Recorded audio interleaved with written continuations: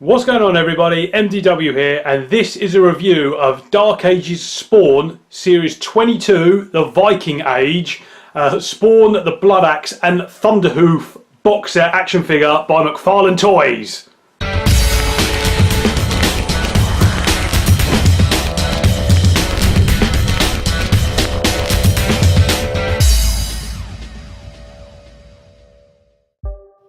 So the front of the box has a window showcase where you can see the whole figure in it. It looks really great.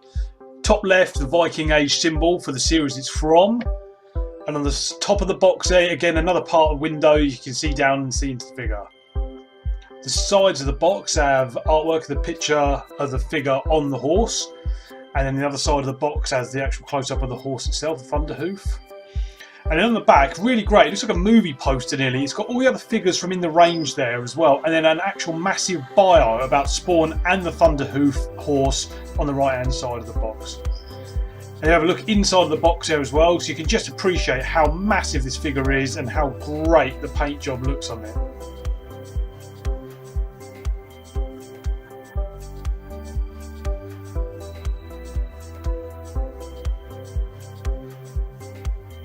Okay guys, so let's have a closer look now at Spawn, the Blood Axe. So as you can see from the photos I took before and stuff, the detail of this is absolutely superb. As articulation goes, so it's quite a strange one, this one. I think because he's designed to sit on the horse, his actual joints and stuff, he's been created a bit differently. So his head's on a ball joint, so he can swivel and go up and down, left and right. A little bit of hindrance for the mask there, but other than that. And then underneath, so rather than his arms are on a ball joint, but I don't know if you can see there underneath that light, but literally his arms just cut there to make way for the fur and all like the kind of like shoulder pads and all the armour over the top there. So he does have quite a big range of motion on his arm there. Does feel like a little bit loose, but it's just literally because there's nothing touching anything there. It's just literally like just the joint there. So that's right, so his arms have got plenty of movement in them, go up and down, left and right, spin, and he's got elbow joint as well, so you can twist his elbow there, and then he's got a wrist swivel there as well. He hasn't got a torso swivel, which I was quite surprised about. He has got a torso crunch though, so you can see him going forward and back. I think again, so that's just so he can sit at the optimum position on the horse. And his legs, so he's got like a swivel ball joint on his legs there. And then he's got one just below his thigh there, so he can swivel his leg there. And then he's got a knee joint as well. And then he's got a swivel at the lower leg there as well. His feet are static because he's got like that hard piece of armour on it, so that one can't move. This one can though a little bit on the ankle there as well. And then the foot actually twists as well, so you can literally get a good range of posing from that there as well. There's loads of great little additions to the figure they put in there. So yeah, the fur is really good. These are, you find this quite a lot on the Mcfarlane toys, but they just do that little bit extra detail. So he's got like proper chains on there where he's holding his like water flask, and then he's got something else. He's got like a little pouch in there as well, just sitting there on this skull, which is really good. And then, like I said, this real feel fur on there, and his loincloth there as well on the front and the back. Just really does add to that kind of medieval feel of the figure. The paint job's really kind of dulled down as well. So I find this with a lot with Mcfarlane figures. It's just kind of like, it's just the whole paint job, it just looks like it's been inked dull. I don't know whether, I mean obviously this is like kind of a medieval look, so it really works for it. So you can see like the detail on his flesh and everything. It's just kind of like all of it has been inked with like brown, and it just looks like everything's been painted and then just given a massive wash of like a kind of muddy, darky, grubby brown over it to bring it all together.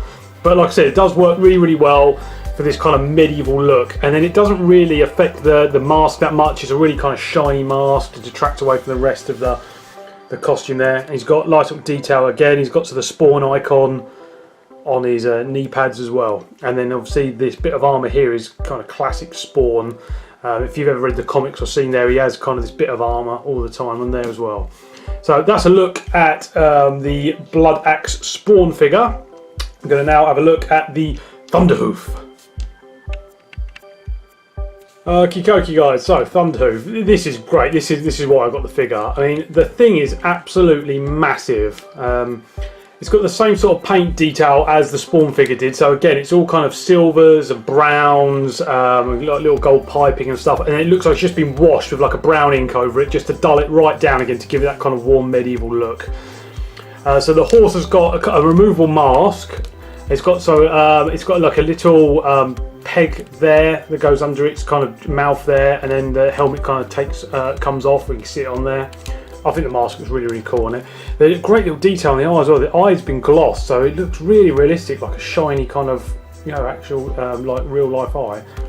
And then the head has got a little bit of movement, so it's up and down there. And then there's a little bit of movement on the head as well, so it can actually turn left and right as well. But so the armour kind of hinders a lot of the movement on the horse. Its legs have got, so it's got a swivel kind of where the leg joins the body, and it's got one at its kneecap then and one just above its hoof as well. So you can position its legs. To start off with, when I first got out of the box, it was quite top heavy, but you can position them so it looks like he's kind of galloping or trotting.